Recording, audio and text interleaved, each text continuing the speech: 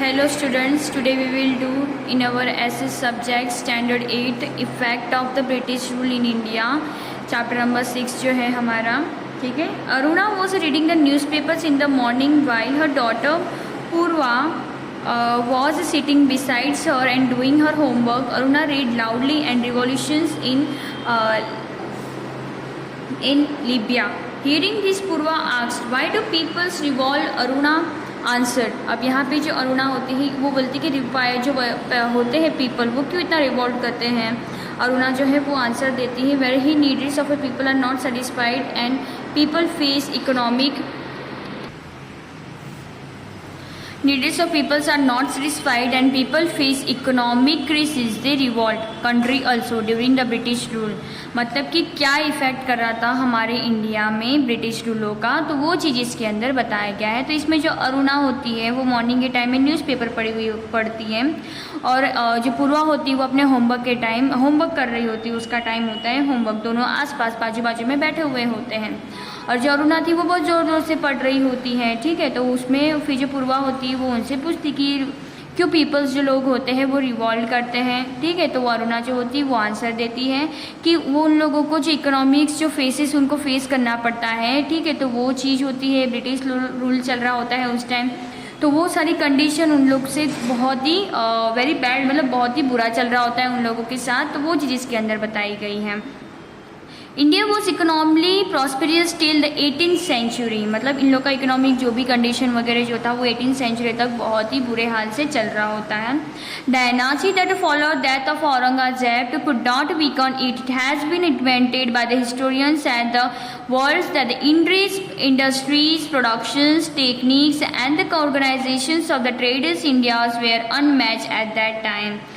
The same country, India, became a poor, bankrupt during the nearly 200 years of the British rule। 200 साल तक जैसे British लोगों का rules चल रहा था, तो उसके बेस पर उन लोग को कंट्री जो अपनी थी वो बहुत ही पुअर होती जा रही थी।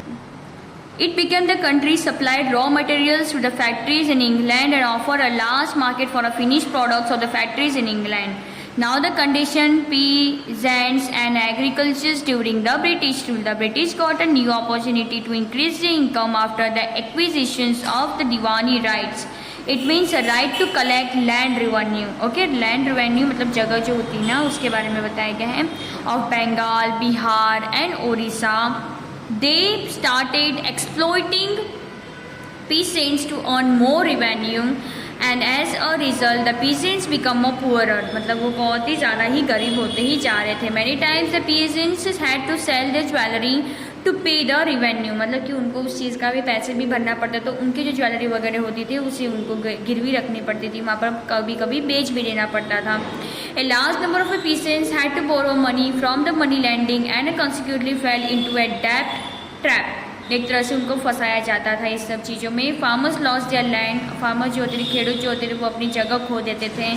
And agriculture suffers in many regions of India, moreover Bengal witness and a terrible famine in the year 1770 in which lakhs of people died of starvation. Starvation की वजह से बहुत से लाखों लोग उन लोग की डेथ हो गई। Governor general Lord Cornwallis enforced a permanent settlement act in order to collect revenue। As per this act, the company fixed the revenue on an annual basis। The zamindars were given the permanent rights of land and revenue collection। This is how a class of the landlords loyal to the company was created। This also ensured the income of the company। Against these, the peasants who work hand in the hot sun to cultivate the land and grow crops were exploited।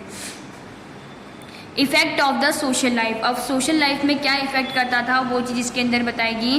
Warren Hasting the person who was given the job of a collector in revenue was known as a collector, जिसे जो कोई भी job का जो collection करता था, ठीक है, उस चीज़ को हम कलेक्टर कहते हैं। He also perform the functions of a जज, वो एक तरह से जज भी करता था। The British system of the administration destroyed a Asian system of self rule. अपने सेल्फ रूल के लिए उन्हें किस तरह से डिस्ट्रॉय करना पड़ता था, इसे पूरे टाइम के सिस्टम में ये सब चीज़ें बताई गई हैं। In the Asian times every villages was like a small Republic. Gram panchayat handle the administration of the entire village. This panchayat were like the backbone of the self rule in our country. These institutions of a local self-rule stood their ground even during the times of foreign invasions and the Sultanate period, but were destroyed due to the administrative policies of the British. Now the policy of a social reforms by the company made a people feel insecure and suspicious. They felt that the government was trying to convert them to the Christianity and destroy the Indian cultures and the religions forever. People believed that the Indian social system was deliberately undermined in the railways and military. An order was passed on Agra that every Indian had to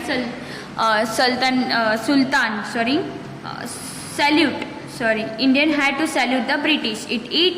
If it was not done, it was considered a crime and was liable for punishment. As a result, there was a widespread sentiment of anger and hatred for the British among the Indians.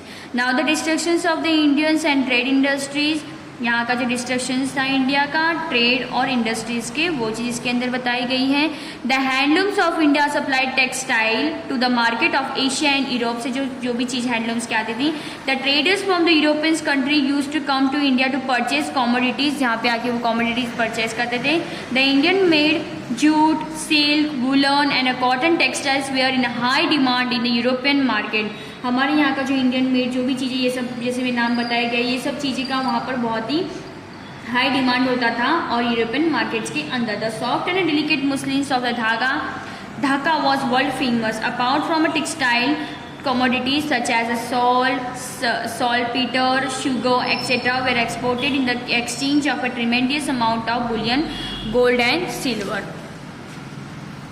The whole scenario changed. The British rule was implemented. The flow of the gold and silver got reversed in the beginning of the industry's evolution that took 500 crore rupees as per today's standards only from Bengal. During the rulers imagined the wealth the British would have accumulated from the whole country. अब जैसे कि ये लोग मजदूरी की तरह काम करते जा रहे थे और हमारे जो ब्रिटिश लोग थे वो इन लोग का फ़ायदा उठाते थे. तो ये चीज़ इसके अंदर बताई गई है. मटेरियल्स जो था उन्हें किस तरह से बनाया जाता था, ये सब चीज़ें वो आपको बताया गया है यहाँ पे. फिर the suspicious about the reforms किस तरह से था, विलियम बेंटिंग ने किस तरह से इंडिया में आए, कैसे कैसे खोज की थी, वो चीज़ इसके अंदर बताया गया है. तो you should have to read this chapter carefully.